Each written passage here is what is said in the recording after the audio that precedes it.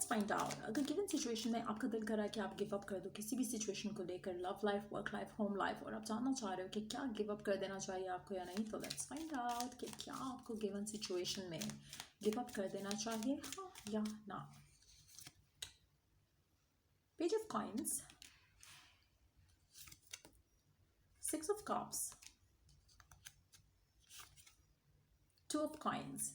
मुझे लगता है कि आप, टू बी ऑनेस्ट, आप बहुत ज़्यादा इस चीज़ को लेकर स्ट्रेस ले रहे हो। जितना ज़्यादा आप स्ट्रेस दोगे उतना ज़्यादा आपके बार बार सवाल करते रहोगे, अपने आप को कंफ्यूज रखोगे कि गिव अप करना चाहिए या नहीं करना चाहिए। लेकिन अगर आप एक डिसीजन ले लो और उसके ऊपर स्टिक रहो तो आपके लिए ज़्यादा अच्छा है। फॉर मेजॉरिटी ऑफ यू मुझे नहीं लग रहा कि आप ये डिसीजन ले पाओगे आने वाले टाइम में। It's just gonna keep you more confused, क्योंकि कहीं ना कहीं आप थक रहे हो। गिव अप करने की जो कंडीशन आ रही है वो इसलिए आ रही है क्योंकि आप इतना ज़्यादा स्ट्रेस्ड आउट हो चुके हो इस सिचुएशन को लेकर कि अब आपको लगता है कि कोई और रास्ता नहीं है, इस सिचुएशन बेटर नहीं हो सकती है। इवन दो कि आप इस सिचुएशन को इम्प्रूव करना चाहते हो, बेटर अप करना चाहते हो, और आप इतना ज़्यादा नॉस्टैल्जिक हो जाते हो इस चीज़ के बारे में सोचते सोचते, गुड मोमेंट्स को मिस करते हुए, अच्छे जो आपकी लाइफ बिताई है आपने इस इंसान के साथ, इस सिचुएशन को लेकर।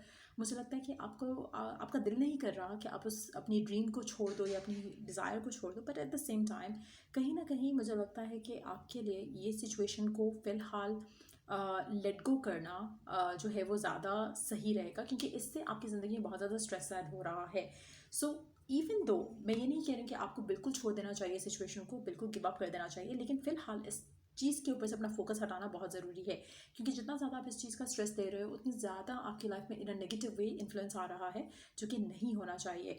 फिलहाल आप इस माइंडसेट में नहीं हो कि आप कोई भी डिसीजन लो, और अगर आप कोई डिसीजन लेते हो आप उस डिसीजन से फिर जाओगे। सो कहीं ना कहीं आपके लिए बेटर ये है कि फ़िलहाल आप इस सिचुएशन को लेकर कोई डिसीजन ना लो गिवन सर्कमस्टांसिस में। फ़िलहाल इस थॉट को, इस चीज़ को, इस डिसीजन को अपने सर से उतारो और फ़िलहाल अपने आप को किसी और चीज़ में इंडल्ज करो, बिजी करो। जब आप बिजी हो जाओगे, जब आप थोड़ा अपने आप को थोड़ा फ्री टाइम दोगे इस पूरे थॉट प्रोसेस से, तब आपके लिए आसानी होगी to decide, to make a decision about this person, this relationship, ये जॉब, ये कोई भी सिनेरियो है जहाँ पर आपका दिल करे गिव अप कर दो।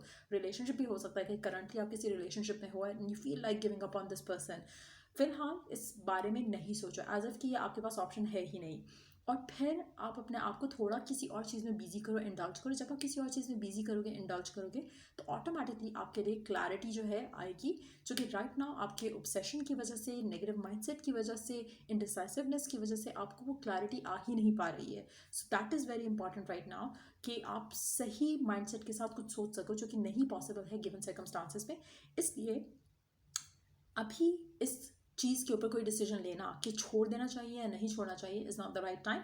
अपने ऊपर टाइम लेकर आओ, अपने ऊपर टाइम दो, अपने ऊपर फोकस दो। उसके बाद आप 1 महीने के बाद शायद आप इस कंडीशन में होगे कि आप राइट डिसीजन ले सकोगे इस सिचुएशन को लेकर। सो ये रीडिंग आप लोगों की अगर आपको हेल्प किया हो, गाइड किया हो, तो लाइक शेयर सब्सक्राइब जरूर करो। चलाइए द नेक्स्ट रीडिंग आप लोगों के लिए। Take care, bye.